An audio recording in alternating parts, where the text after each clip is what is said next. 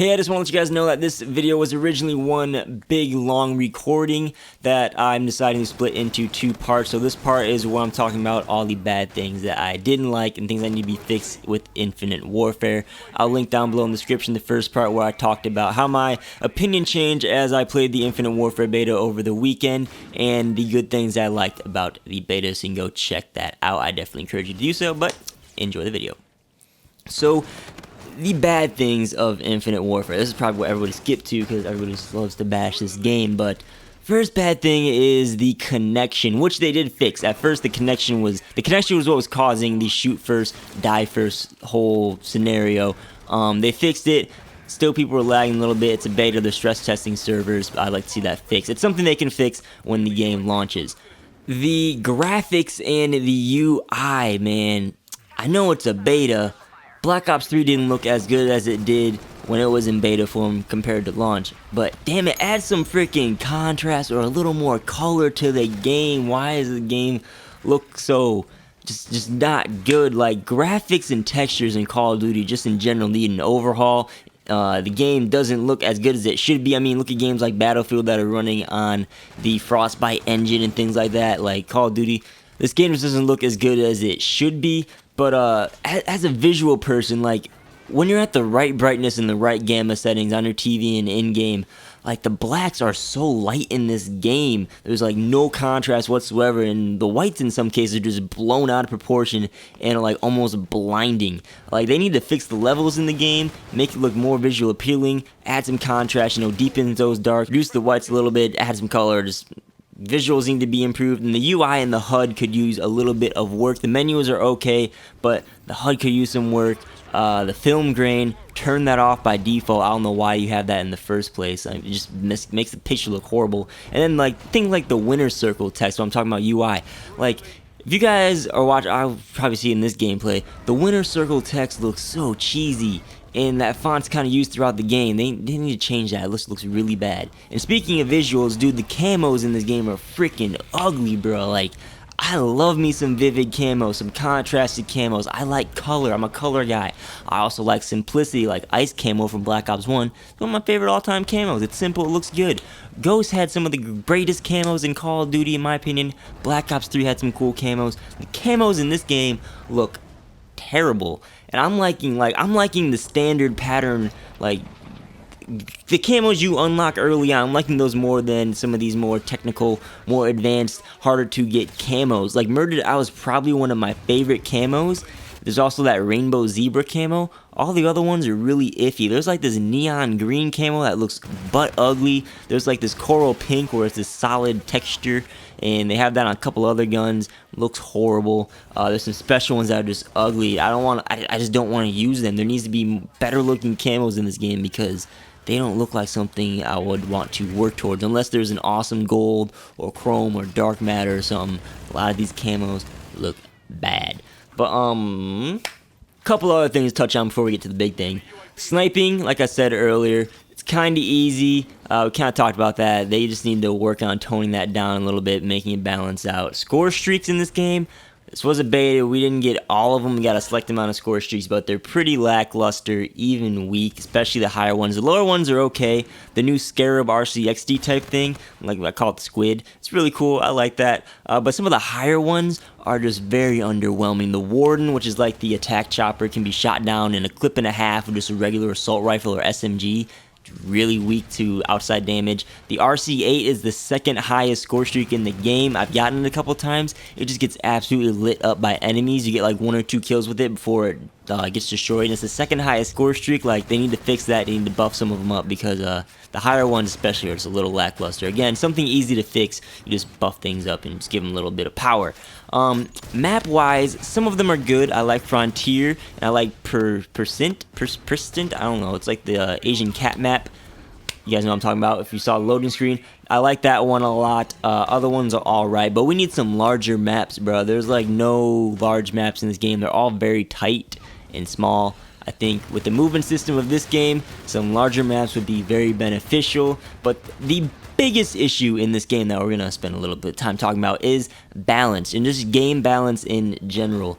So many people are saying that some things are unfair in this game, whether it be rigs, gun perks or equipment, so on and so on. I can agree some of the things are unfair or they give advantages, but this goes like so deep if you actually look at the structure of the game, because if you take one thing out or tweak another, you're going to risk making another thing OP or useless. But on the other hand, there's so many different options of different, I guess, we're just going to term it unbalanced items. There's so many unbalanced items that it could actually work because there are a lot of options and counters. And it's kind of weird because items were designed to be creative and to give counters and options, but certain items just may be used more, and that causes other items to be left unused. For example, like the frag grenade, I can never see myself using those. Certain combat rigs, I can never see myself using those because there are much better options that are prevalent in the game, which is fine, but you gotta pick one or the other. There's a crowd behind each of these spectrums here, and they just gotta pick something they're gonna do with it. Like, for example, these are some of the unbalanced items in my opinion. Like, there's some rig perks, the combat rigs, Merc's health regen, where his health regens very rapidly. Could be a bit unbalanced. Possibly his reactive armor, depending on how it works. FTL has a phase shift, which it wasn't available in the beta, but essentially what it is Reaper from Overwatch. It's like his invulnerability thing, where you phase shift into a different dimension.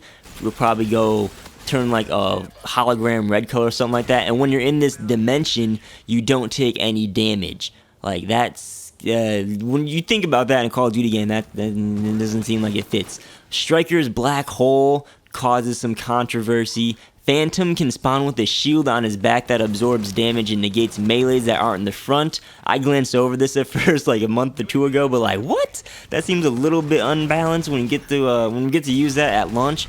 Like, some of these abilities and items just seem very touchy. Now, as for gun perks, I don't really have a problem with most of them, but there is this one where you get health back after a kill. Like, your health instantly regens after you get a kill. It's like Red Death from Destiny. I'm a big Destiny player. I'm gonna make some Destiny references in this gun part, but that's truly not a Call of Duty type ability that's going to be in COD. Like, it's just going to lead to frustrating situations. There's also things like increased range, less recoil on guns. Those are fine. There's double damage, slower fire rate perk on like an epic, I don't know, it's like a machine gun or something, which sounds OP at first. It's like Cyril's resume, but you're trading rate of fire for a more powerful weapon. It's pretty fair. It's like in Black Ops 2 if you turn the BRM into something like the Gorgon. I mean, that's what it's pretty much doing. It's truly not that bad. But a lot of the weapon perks were actually perks from Ghost, like Ping. I know that's one of the weapon perks. Personally, I like to see just a giant list of perks to pick from like we had in Ghost, but they decided to have 6 of each and then to spice things up with gun perks and variants that you can roll, which is okay, but just some of these combos of gun perks are a little bit unfair, which again, if you're gonna do a bunch of like, you know, just wacky stuff to kind of balance the game out in an unbalanced way, that's fine. My only problem is that I have to burp. My only problem is that in-game, when you're actually playing a game in your first person, running around shooting people, as a player, you don't know what players have on and what their gun perks are, which could lead to some frustrating situations, like I said, if you instantly get your health to regen after you get a kill, or some of these other gun perks. You know, there's a few more. If you take a few of these select ones out, like I honestly believe the health regen perk should be taken out. That does not belong in Call of Duty. The game will be fine. A lot of them are okay though, like infinite range, increased range, less recoil, things like that. That's okay. We've seen proficiencies and everything like that in previous CODs. They work. But to talk more about unbalanced stuff, like I think the little spider lethals are stupid. The little lethal grenades that are like spiders don't want to track people, they shouldn't be in the game. I'm going to do a video on that right after this to actually talk about them more in depth, but I was just thinking about like what other stuff are kind of like spider drones and stupid that don't belong in this game, or a bit unfair, that are not Call of Duty like. And it made me think of all these equipments and options that just brings up the fact that there's a lot of things that kind of counter other things, or are balanced because there's other unbalanced things in the game that affect those. And if you take something out like the spider lethal thing or something like that, something in the game is going to get messed up, or something else is going to have to get tweaked, and then something else is going to have to get tweaked, and it just snowballs because the game was structured in this formulaic way. Like black hole grenades, I haven't used them, but they seem a little bit controversial. That's one of the things that popped up when I was thinking about removing the spider drones. I still think spiders are dumb. They do something extra that makes me feel that way, and you can look forward to that video later on this week. But like I said, there's two spectrums. There's so many unbalances where it's bad or it's good. But if you start tweaking or removing some of the things and kind of going in between the spectrum, it's not going to be good, and things are going to get messed up because the game was kind of built with this unbalanced kind of in mind. In my opinion, that's how I'm seeing it. I don't know what to think, but that's my whole thing on the unbalance. Wow, that was really long. Just a little last note: supply drops, keys, salvage. I said in my supply drop video that I'm not going to repeat myself in this, but it doesn't seem like supply drops are going to be that controversial as they were in Black Ops 3 with the addition of salvage. Thing is, salvage, keys, supply drops, they seem nice in the beta, but they were at an increased rate. Now, what's the rate or the ratio going to be at launch? A little less. I mean, that's cool. 50% of what we earn now, and it's kind of, I don't know about that. You can't really say anything until release dates, but as for the beta, this stuff was fine. But that's pretty much all my thoughts on the beta that I can think of right now. Again, I started off not really liking it, then I thoroughly enjoyed myself. I'm looking forward to the game when it comes out at launch. Before I was kind of iffy on it. Now I can see myself playing it a lot, but there are definitely some issues that have to be fixed or addressed, or they have to make their mind up about some things right now because they could be problematic in the future. You know, who knows what's gonna happen with all this hate going around in Infinite Warfare. Some people like it, some people don't. There's Modern Warfare Remastered that's gonna be out with this at the same time. They could tweak something in Infinite Warfare and mess it up. Everyone goes play Modern Warfare. Who knows?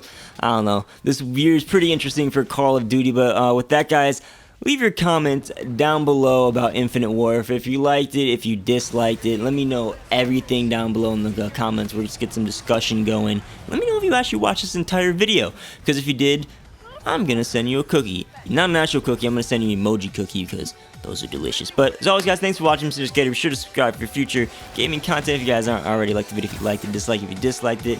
And I'll catch you guys on the next video. Peace out.